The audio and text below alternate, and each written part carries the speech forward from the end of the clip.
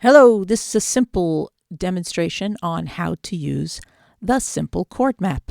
So you can read the directions at the top of the page. Remember two things when you're using the map. First, you may jump anywhere from 1. So if you start here on 1, and I would love for you to start on 1, then just choose anything that you like and begin to follow the arrows. The second thing to remember is if a chord or a number here appears at more than one place, there's an imaginary tunnel connecting both spots, so you can move from one to the other.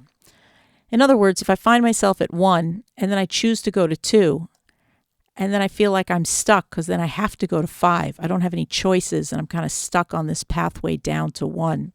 So instead, the imaginary tunnel is, I can magically appear here at 2 and then choose if I want to go to 5 and 6 or if I want to go to 3 and then 6 or 4. So you have more options when you do that.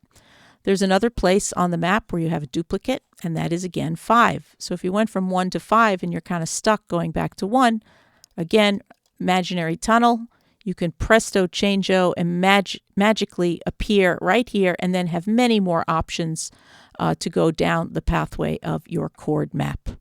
That's it.